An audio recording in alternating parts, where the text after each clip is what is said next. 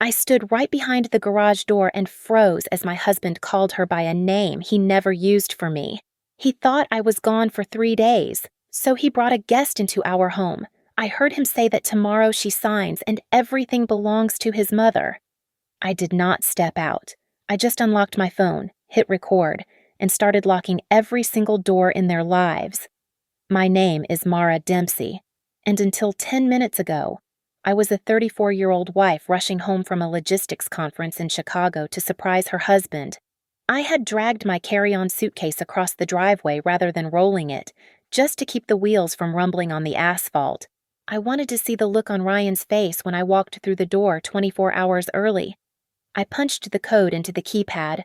The garage door slid up with a low hum that I hoped was quiet enough, and I slipped inside. The air smelled of gasoline and the old cardboard boxes we kept meaning to recycle.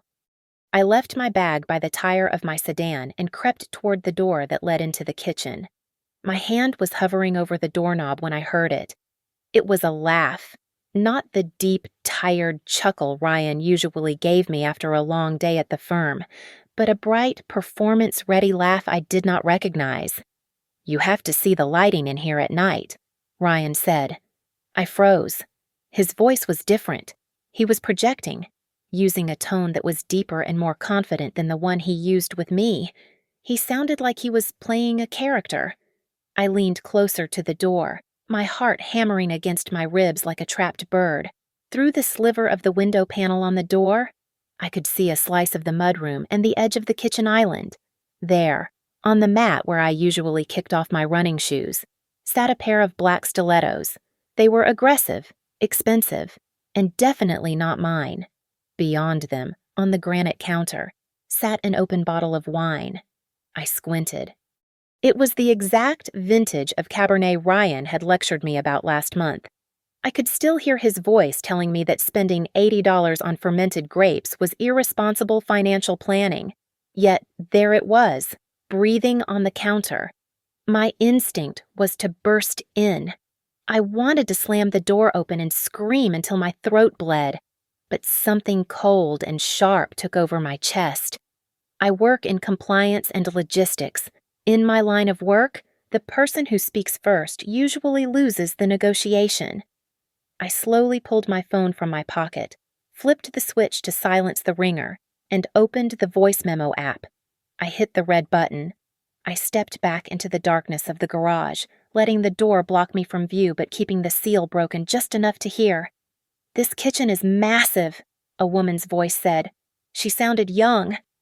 "I mean, are you sure she won't mind, Blair?" "Please," Ryan said, and I could hear the smirk in his voice. "I told you. Mara is practically living at her office these days. Besides, this isn't really her house anymore." I stopped breathing. Blair. He said the name casually, as if she had been part of our vocabulary for years. But the paperwork Blair asked, "I don't want any, drama." "There won't be any drama," Ryan replied. The sound of glass clinking against the counter echoed. "Just relax. Come on. Taste this. Come on. Look. Just rest easy.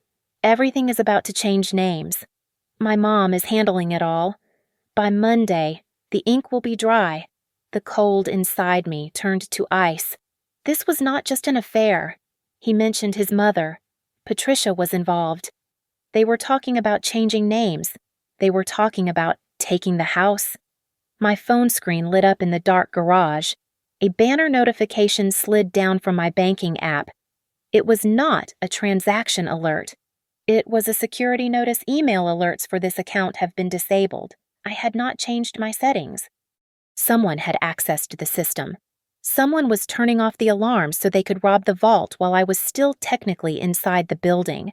Ryan and his mother were not just cheating on me. They were erasing me. I did not slam the door. I did not confront him. I gripped my phone until my knuckles turned white.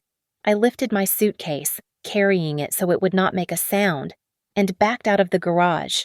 I lowered the garage door from the keypad outside, timing my movements to the rhythm of the wind so the motor noise would just sound like the house settling.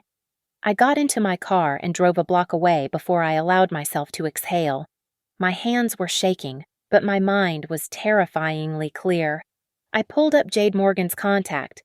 I typed a single message. I need a crash pad tonight, and I need you to bring your laptop. Before I put the car in drive, I looked back toward my house. I stared directly at the doorbell camera mounted on the front porch. I knew Ryan checked the notifications religiously. If they want me to disappear, I whispered to the empty car, then I will disappear in a way they cannot fix. I drove toward the address Jade had texted me, but my mind was stuck in reverse, replaying the last 3 years of my life in Briar Hollow, Pennsylvania. I bought that colonial on Elm Street 2 years before I even met Ryan. It was a foreclosure that I renovated with my own bonuses from Northgate Freight and Compliance. My name is the only one on the deed. My name is the only one on the mortgage. Yet, from the moment Ryan moved in, he stopped calling it your house and started calling it our place, and eventually, just home, spoken with a possessive weight that always made my stomach tighten. Then there was his mother. Patricia Kessler did not visit. She conducted audits. She would breeze through the front door without knocking, using the spare key Ryan swore he had lost weeks ago. She would run a finger along the mantel and smile that tight, pitying smile. "I just want what is best for the family," she would say, moving a stack of my work files from the dining table to the floor. "A home needs order. Mara, you work so much. It is hard to keep up." "Isn't it?" I let it slide. I always let it slide because I was exhausted. My job at Northgate involves managing supply chains for interstate trucking, a role that demands 60 hours of my week and leaves my brain feeling like fried circuitry. When we got married, Ryan made a suggestion that sounded like mercy at the time. "Let me handle the household finances," he had said, massaging my shoulders. "You make the money. I will manage the bills. It will take the load off you." I agreed. I handed over the login credentials. That was the first lock I opened for them. Soon after, the gaslighting began. It started with paperwork. I am meticulous by nature. I do not lose things. Yet, my birth certificate vanished from the safe. Tax returns I needed for a refinance application disappeared from my desk, only to reappear weeks later in the bottom of the kitchen trash bin. "Babe, you are losing it," Ryan would say, shaking his head with mock concern. "You are so stressed out that you are throwing away important documents. Maybe you need to see someone." I started doubting my own memory. Then came the bank statements. I usually only glanced at the summary, but a few months ago, I dug into the transaction history. There were small recurring drains. $30 here, $50 there. The merchant names were vague PS Advisory, Carebridge, Sutton Studio. When I asked Ryan, he didn't even look up from his tablet. Mom signed us up for some family support services. He said, "Just administrative stuff to help organize the estate planning." Don't worry about it. I should have worried. I should have screamed. Instead, I stayed quiet and started watching. The turning point was 6 weeks ago. Ryan had left his phone on the sofa while he went to shower. It buzzed. I looked down and saw a preview of a message from Patricia. "Keep her tired and she will sign. We are almost there." I felt a cold sweat break out on my neck. I did not unlock the phone. I took a picture of the screen with my own phone and emailed it to a private server I use for work backups. Since that text, the pressure had ramped up. Ryan began pushing me to sign a temporary power of attorney. He claimed it was a safety measure, just in case something happened to me while I was traveling for work. "It is just standard procedure." "Mara," he had argued last Tuesday, sliding the document across the kitchen island. "If you get into an accident, who handles your medical decisions, who accesses the accounts to pay the mortgage? Just sign it so we are safe." I had pretended to forget. I told him I left my notary stamp at the office. I told him I needed to read it when I was less tired. Driving through the dark streets now, the realization hit me with the force of a collision. They were not just trying to steal my money. They were building a narrative. They were manufacturing a version of Mara Dempsey who was unstable, forgetful, and mentally fragile. They needed me broken so that when they took everything, the world would think they were doing me a favor. I pulled into the parking lot of the motel where Jade was waiting. Before I killed the engine, I opened my banking app one more time. I navigated to the security section, the one place I hadn't checked in months. Under the Account Recovery tab, there was an email address listed for password resets. It was not my email. It was not Ryan's email. It was Sutton Legal Admin Wamail.com.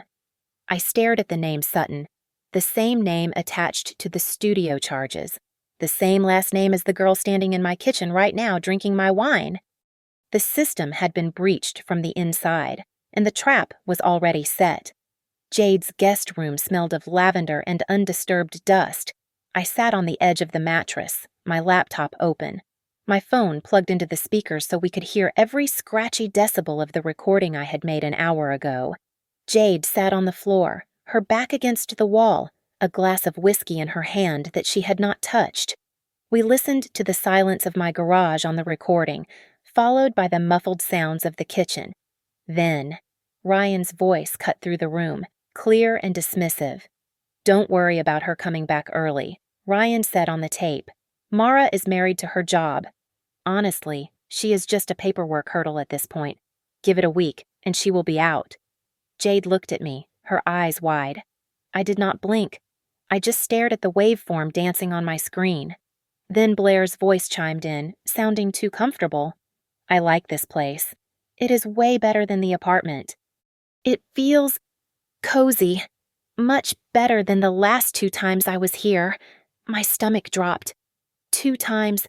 She had been in my house before. When was that, Blair asked. "Last month, when she went to that training in Ohio." "Yeah," Ryan answered. "I told you, she is clueless. She pays the mortgage, and I live the life." I paused the recording. The silence in the room was heavy. Ryan had not just seized an opportunity tonight, he had been curating this violation for months. I hit play again. "So, how does this work?" Blair asked. "Legally. I mean, Mom hired a mobile notary," Ryan said, his voice dropping to a conspiratorial whisper. "She is coming by tomorrow afternoon. We just need a signature on the transfer. I have been practicing. As long as it looks close enough, the notary won't look twice. Mom paid her extra to not look twice. I felt the blood drain from my hands. My fingertips went numb.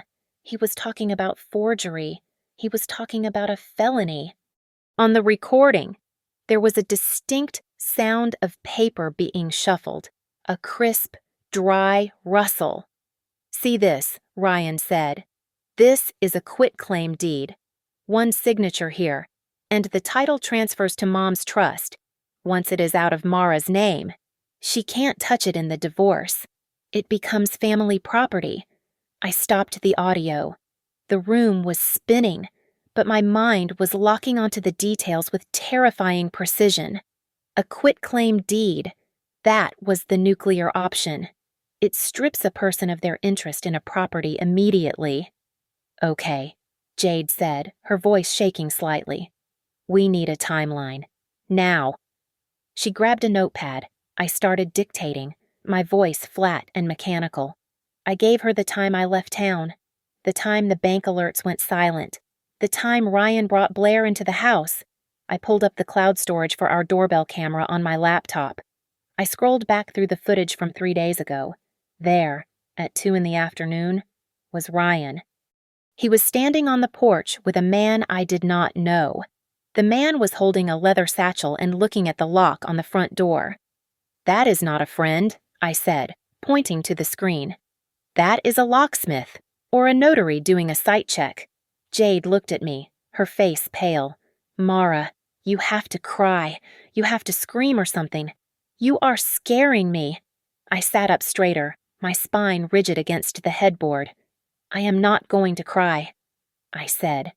"They think I am weak. They think I am too tired to fight back.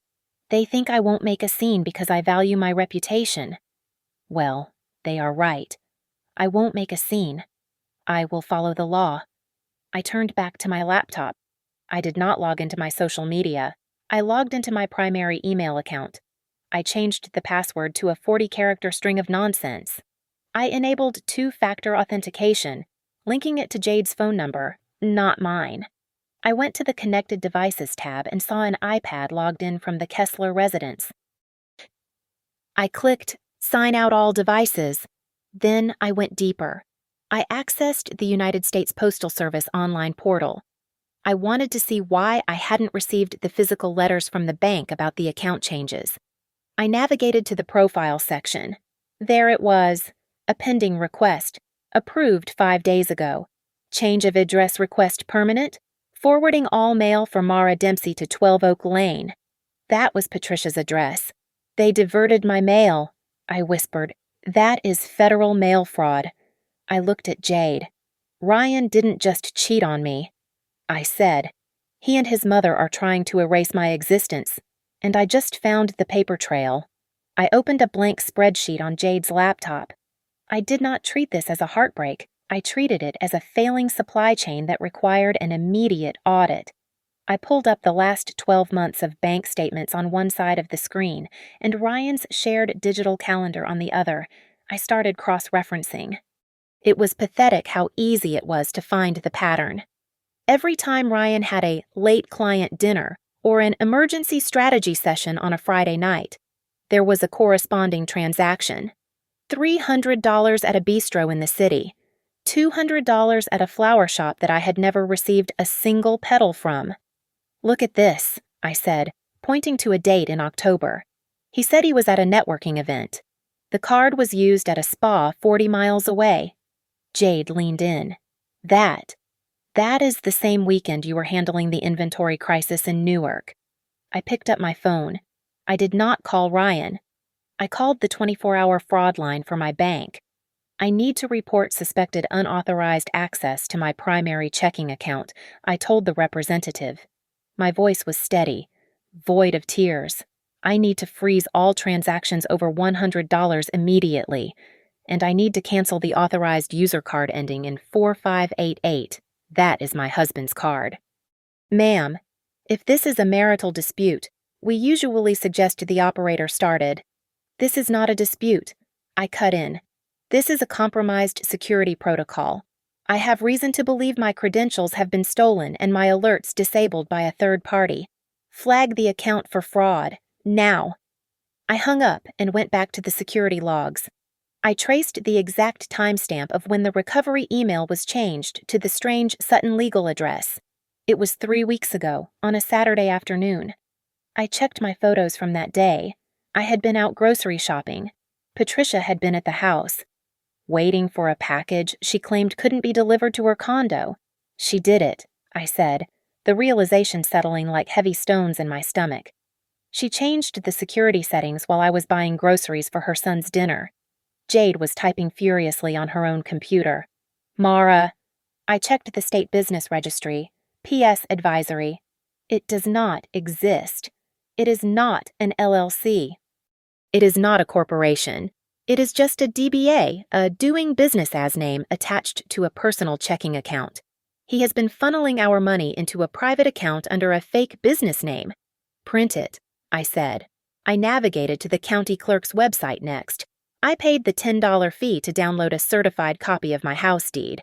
My eyes scanned the lines until I saw it.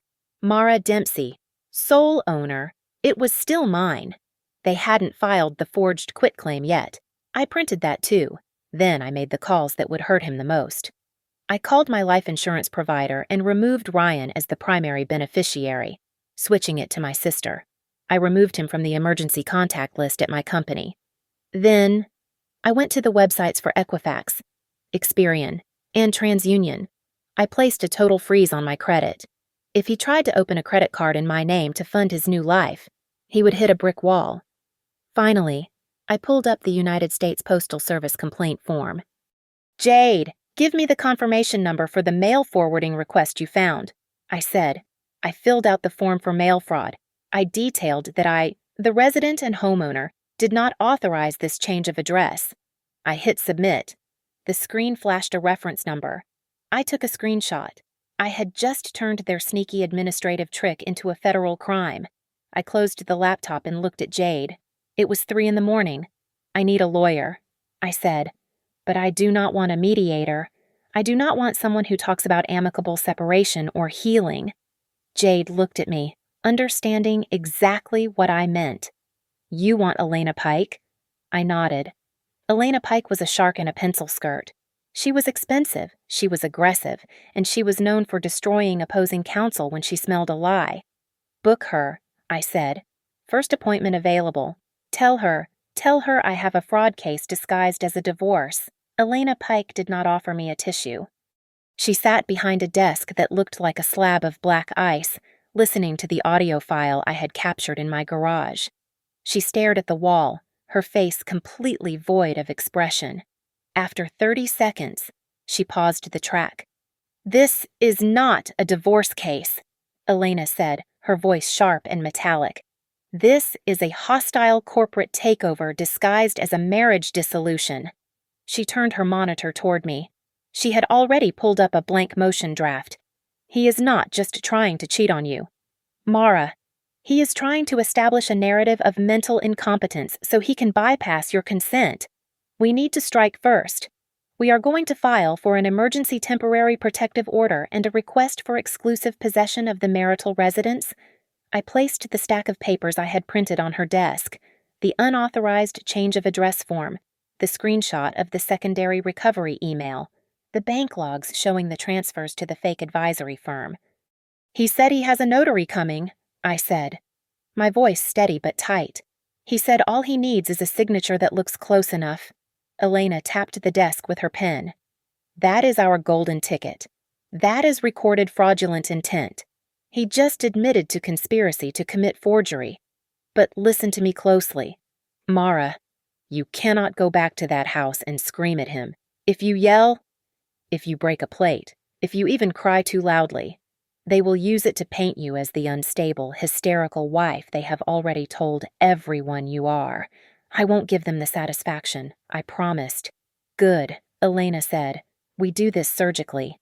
I pulled out my phone and called the Homeowners Association for my neighborhood. I told them I was upgrading my security system and that a locksmith would be arriving at 10 in the morning the next day. I wanted it on the official log. Then I called the locksmith company I used for my office warehouses.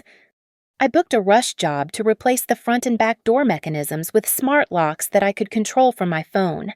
While I was on the phone, Jade was sitting in the corner of Elena's office with her laptop. She had been digging through the trash folder of my compromised email account. Got him, Jade said. He thought deleting the notification was enough. I found a confirmation email from a mobile notary service. It was sent to your email but archived immediately. And here is a receipt for a locksmith service from last Tuesday. So he changed the locks first to let himself in, and now he is bringing a notary to steal the deed, I said. Elena nodded. We are going to bundle all of this. The deed, the bank logs, the security changes, the audio file. I am drafting a cease and desist letter right now.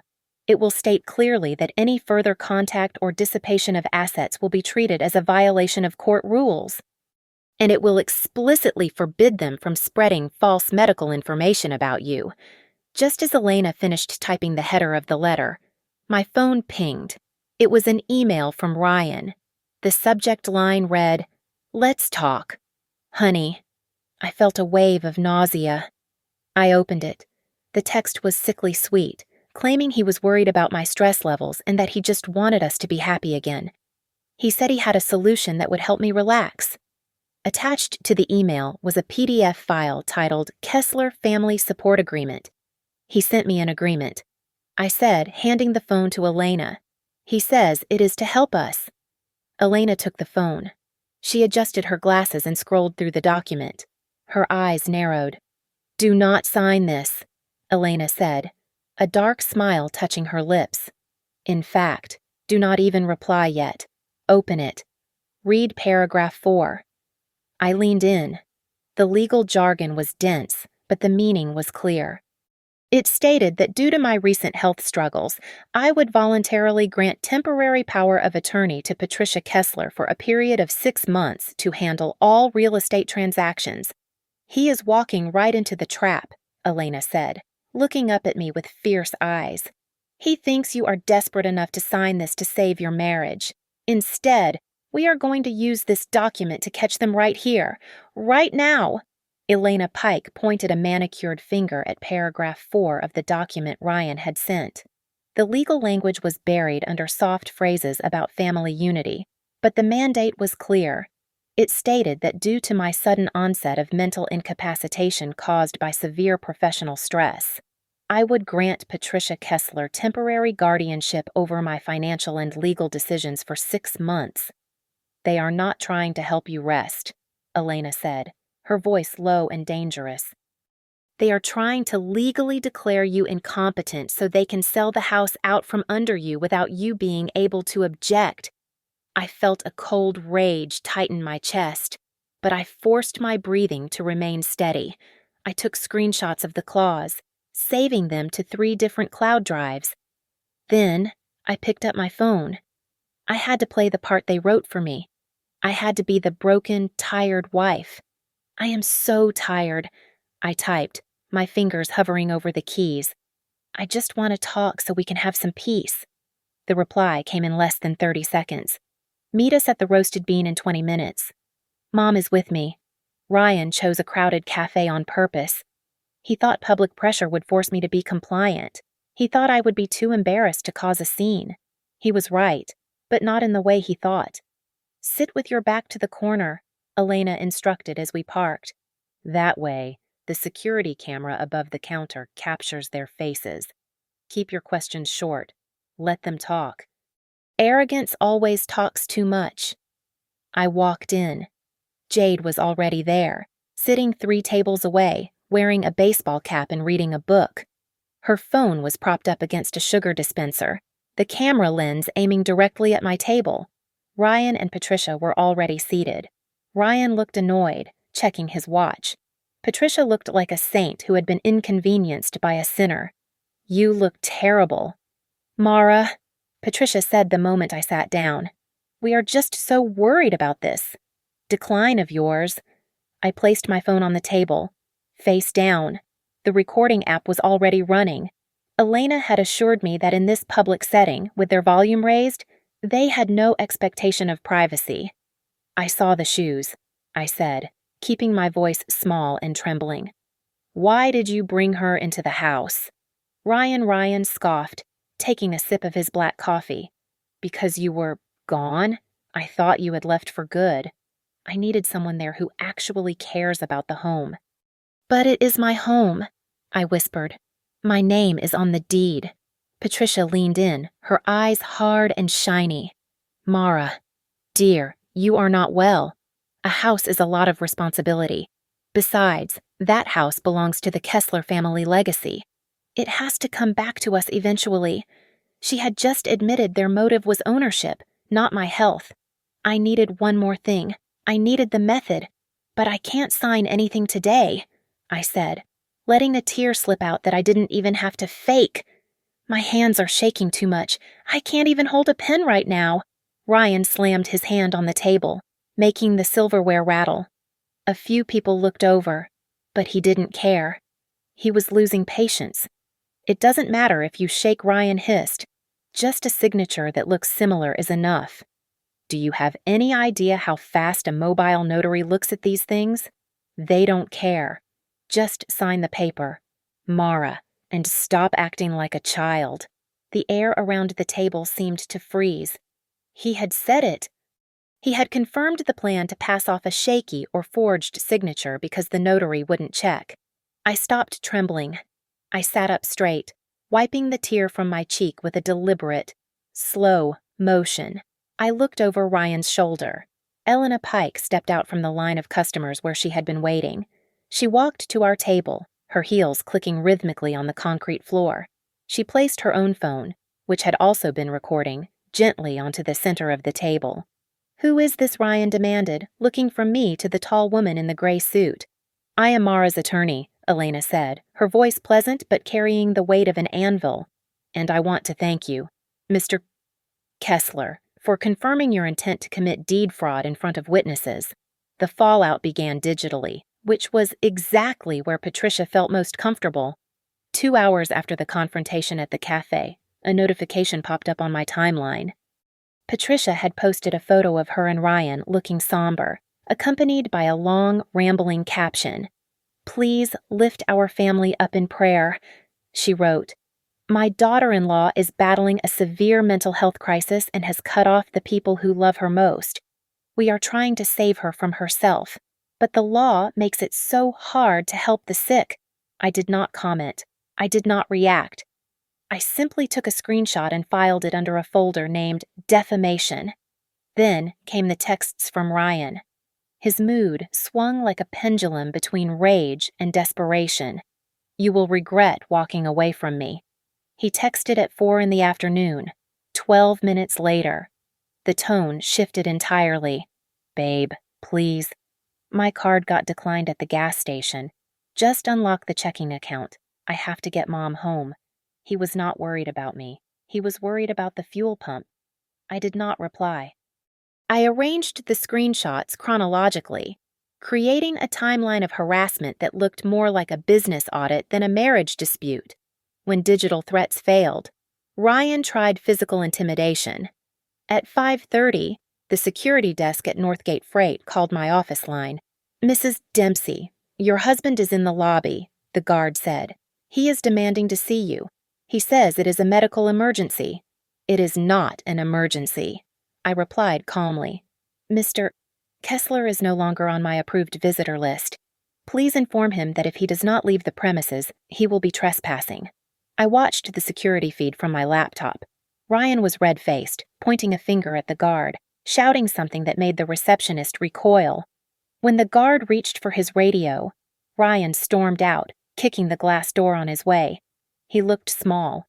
He looked like a man realizing his key no longer fit the lock of his life. He went to the only place he thought he still owned. He went to my house. My phone buzzed with motion alerts from the front porch camera. I pulled up the live feed. Ryan was jamming his key into the front door, twisting it violently, but the old tumbler was gone. The new smart lock I had installed yesterday flashed red, denying him access. He kicked the door. Then, he did the unthinkable. He pulled out his phone and dialed 911. Through the camera microphone, I heard him lie. "Yes, I am being illegally locked out of my own home by my wife. I need an officer to assist with entry." He thought the police were his personal customer service department. 10 minutes later, a cruiser rolled up. 2 officers stepped out. Ryan put on his best performance, gesturing wildly at the door while Patricia stood on the walkway, dabbing her dry eyes with a tissue. "I live here," Ryan shouted. She changed the locks without notice. The officer spoke into his radio, likely running a property check. He turned back to Ryan. "Sir, the deed to this property is listed solely under Mara Dempsey. Are you on the title?" "Well, no, but we are married," Ryan stammered. "It is marital property. Actually, sir, in this state, if your name is not on the deed and there is no court order granting you possession, she has every right to secure the premises," the officer said. "We cannot force entry for you. This is a civil matter. You need to leave." Ryan looked like he had been slapped. He turned to Patricia, who suddenly stopped crying and looked furious. Across the street, my neighbor, Mrs. Higgins, was standing on her lawn with her phone raised, recording the entire tantrum. Ryan saw her and screamed, "Mind your own business, Mrs." Higgins didn't flinch. "I am just gathering evidence for the neighborhood watch. Ryan, you are disturbing the peace." I saved the video footage and forwarded it to Elena. She filed the petition for a temporary protective order within the hour, citing his aggressive attempt to breach my workplace and his volatile behavior at the house. I was about to close my laptop when a message request appeared in my private inbox. It was from a number I did not know, but the preview text made my breath catch. He promised me the house would be in my name by Friday. The message read, "I am scared. I just saw what was on the desk in the guest room." I hesitated. then opened the message. It is Blair. The next text said, I am at his mom's condo. Ryan is drunk. He has a stack of papers on the table. He is tracing your signature over and over again on a backlight pad. He keeps saying the notary won't know the difference. I don't want to go to jail for this. She attached a blurry photo. It showed a hand, Ryan's hand, wearing his wedding band, holding a pen over a document that looked exactly like a quitclaim deed. Underneath it was a sheet of paper covered in attempts to replicate my autograph. I did not feel pity for her. I felt victory. I forwarded the entire thread to Elena with a note. We have an inside witness. Elena Pike turned the whiteboard in her conference room into a timeline of destruction. She drew a straight black line across the dry erase surface, marking dates with surgical precision. It started with the change to my security email, moved to the diversion of my physical mail, escalated to the drafted guardianship agreement, and ended with the audio recording from the cafe. This is not a marriage falling apart, Elena said, capping her marker with a sharp click. This is a coordinated extraction of assets. We are going to present it exactly like a corporate embezzlement case. I placed a single sheet of paper on the glossy mahogany table. It was the result of my trip to the main post office branch that morning. I had demanded to speak to the postmaster, citing identity theft. I have the trace on the change of address form, I said, my voice steady. It was not a glitch. It was a manual submission made online. The postmaster provided the IP address stamp. It logs back to a residential internet account registered to Patricia Kessler at 12 Oak Lane. Elena nodded, her eyes narrowing.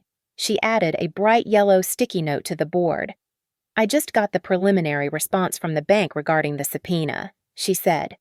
The device that accessed your account to turn off the fraud alerts was an iPad Pro named PK Private. That places Patricia inside your financial vault before Ryan even brought the girl to the house. Jade, who was sitting on the floor, surrounded by a sea of printed invoices, held up a crumpled sheet of paper. And I found the smoking gun for premeditation. Jade said, Ryan didn't just decide to do this on a whim because you were away. Look at this receipt from an office supply website. 3 weeks ago, he ordered a do-it-yourself quitclaim deed kit and a rush order for a mobile notary service. He paid for it with a prepaid Visa gift card so it wouldn't show up on your joint statement, but he was dumb enough to have the confirmation sent to his work email archive. He planned it. I said, feeling a cold calm settle over me. He planned to erase me while I was still cooking his dinner. Elena organized the file, placing the transcript of Ryan saying, just a signature that looks similar is enough, right on top of the deed kit receipt. We are filing this under fraudulent intent, Elena said. Now, Mara, we need to prep you for the hearing. They are going to paint you as hysterical. They will say you are paranoid, that you are hallucinating conspiracies due to stress. I am not paranoid. I replied, I am prepared. I handed Elena my medical records from the last 5 years. Annual physicals. Clean bills of health, no history of psychosis, no history of instability. Just a woman who worked 60 hours a week. When the judge asks why you didn't confront him immediately when you found the woman in your house, Elena said, looking me dead in the eye. What do you say I say that I stayed silent to protect my physical safety and to preserve the integrity of the evidence? I recited. If I had spoken up, the evidence would have disappeared. Perfect, Elena said. Do not deviate from that script. I pulled out my phone and opened the Smart Lock app. I generated a new, temporary access code. If the judge grants him a time to retrieve his personal effects, I said. I created a code that only works for a 1-hour window. I will text it to the police escort. Ryan does not get a key. He never touches my door again.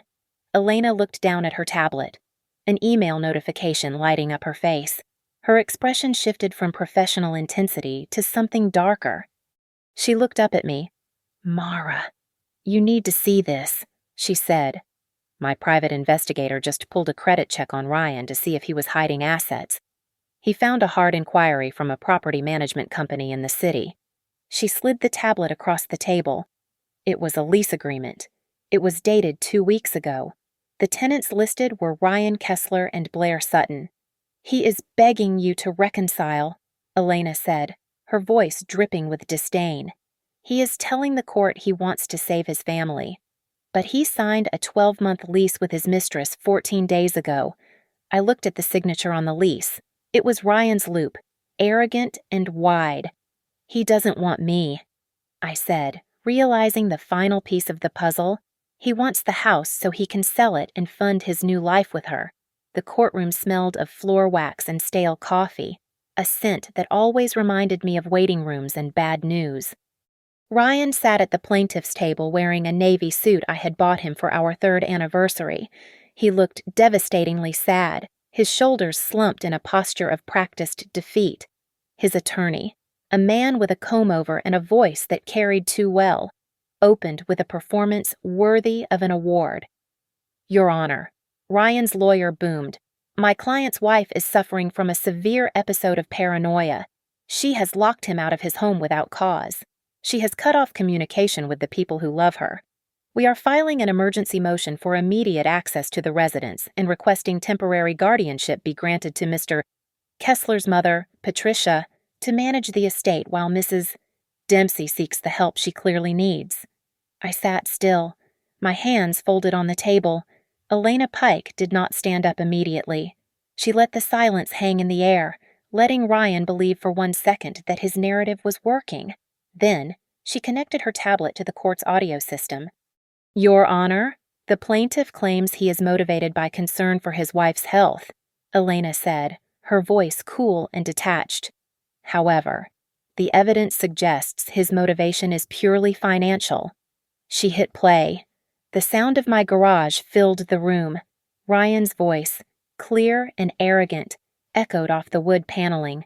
"Don't worry about her coming back early. She is just a paperwork hurdle. Give it a week, and she will be out." Ryan stiffened in his chair. He looked at his lawyer, then at me. His eyes were wide. Elena did not stop there. She projected the change of address form and the login history of my bank account onto the main screen. "This is not caretaking," Elena stated. "This is a hostile takeover. Mr. Kessler and his mother accessed my client's security settings and diverted her mail to Mrs. Kessler's home. They did this to hide the notifications of asset transfers they were planning to execute." Next came the affidavit from my neighbor. It confirmed that Ryan had brought a locksmith to the house days before I returned and later tried to use the police to force entry into a home he did not own. Then, the doors opened for the witness I knew Ryan feared most. Blair Sutton walked in. She looked terrified. She had been subpoenaed and clearly decided that perjury was not worth protecting a man who had lied to her too. "Ms.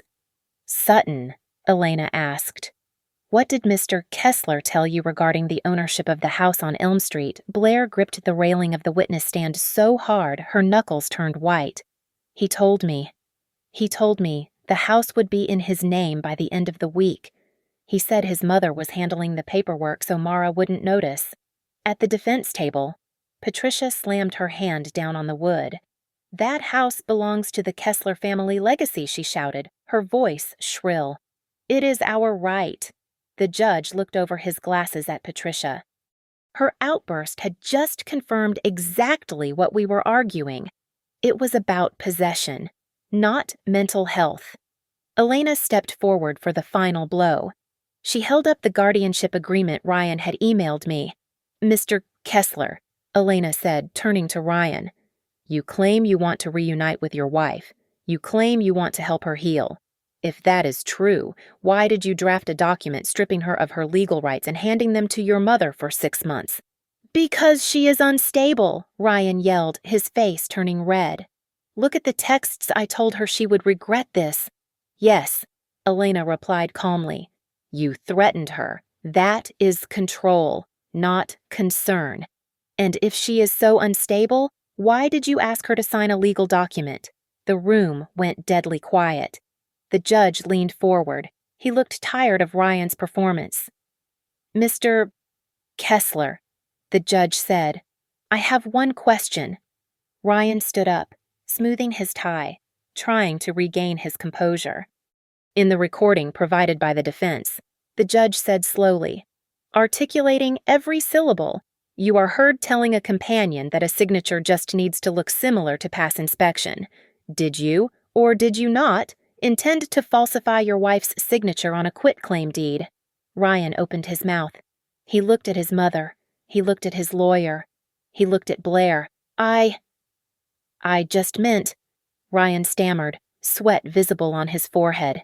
I mean, it was just, he could not say no. The silence stretched out, heavy and suffocating. His stutter was the loudest confession in the room. The gavel did not bang against the wood. The judge simply closed the file folder with a heavy, final thud that echoed through the silent courtroom.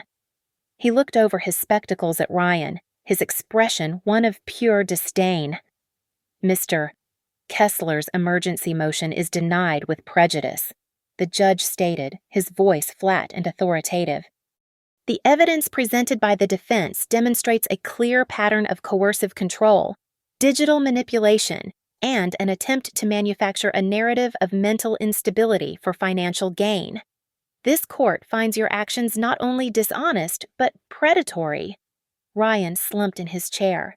Beside him, Patricia turned a shade of pale gray I had never seen on her before. Furthermore, the judge continued, turning his gaze to Patricia, "I am granting a temporary protective order against Mrs. Patricia Kessler. You are to have no contact with Mrs. Dempsey, either directly or through third parties. This includes social media. Any further posts regarding Mrs. Dempsey's mental health or private affairs will be considered a violation of this order and will result in immediate sanctions." Patricia gasped, clutching her pearls. The idea that she could not spin her web of lies online seemed to hurt her more than the legal reprimand. "Mrs. Dempsey is granted exclusive possession of the marital residence, effective immediately." The judge ruled, "Mr. Kessler, you will be permitted 1 hour to retrieve personal clothing and toiletries. This will occur tomorrow at 10 in the morning, and you will be accompanied by a sheriff's deputy. You are not to remove any electronics, financial documents, or items of value until the asset division is finalized." Ryan looked up, panic flaring in his eyes. "But, Your Honor, I need my laptop. I have work files. The accounts are frozen. Mr. Kessler," the judge cut him off. "I am ordering a full forensic accounting of all marital assets, including the funds transferred to the entity known as PS Advisory. Until the auditor clears the device, nothing leaves that house." Elena stood up one last time. She walked to the bench and handed the bailiff a small stack of papers. "Your Honor, before we adjourn, we would like to submit the receipt for the mobile notary service and the quitclaim deed kit purchased by the plaintiff, along with the audio recording where he admits that a forged signature would be sufficient," Elena said. The judge took the papers. He read them slowly. Then he looked at Ryan. "This court is referring this file to the district attorney's office," the judge said, his voice dropping to a dangerous low. "There is probable cause to suspect conspiracy to commit deed fraud. Get out of my courtroom." The bailiff moved toward Ryan. The hearing was over. We had not just won, we had buried them. In the hallway outside, the tension finally snapped. Blair was standing near the water fountain, looking at her phone. She looked up as Ryan walked out, looking defeated and small. "You lied to me," Blair said, her voice shaking. "You said the house was yours. You said she was crazy. You just needed a warm body to fill the space so you didn't look alone." "Blair, wait." Ryan started, reaching for her arm. She pulled away sharply. "Don't touch me. I am not going to jail for your little real estate scheme." She turned on her heel and walked toward the elevators, the sound of her heels fading away. She was gone. Patricia rushed forward, ignoring the bailiff who was standing nearby. "Mara," she cried out, trying to summon tears. "Mara, please, we are family. I only did what I thought was right to protect the legacy. You can't let them investigate us. A police officer stepped between us, his hand resting on his belt. Ma'am, Step back. That is your one warning." Patricia froze. For the first time in her life, she realized that the word family was not a magic key that unlocked every door. It was not a shield that protected her from consequences. Ryan stood alone. He looked at his mother being held back by the police. He looked at the elevator where his mistress had fled. Then he looked at me. "You are destroying everything," Ryan spat, his voice trembling with a mix of rage and fear. "We had a life. Mara, you are burning it all down over a misunderstanding." I looked at him. I felt absolutely nothing. The love I once had for him was not even a memory. It was just a transaction that had been voided. "No," I said, my voice calm and clear. "I am not destroying anything. I am just returning it to the rightful owner." I turned my back on him and walked out of the courthouse with Elena and Jade flanking me like bodyguards. We got into my car and drove straight to the house. When I pulled into the driveway, the house looked different. It didn't look like a prison anymore. It looked like mine. Jade stood by me as I walked to the front door. I pulled out my phone and opened the app for the new smart lock. I deleted the temporary code I had made for the police escort. I deleted the old user profiles. I set a new master code that only I knew. Beep, click. The deadbolt slid into place with a sound that felt more satisfying than any applause. I stepped inside. The air was still. The smell of Blair's cheap perfume was faint, but I would scrub it out tomorrow.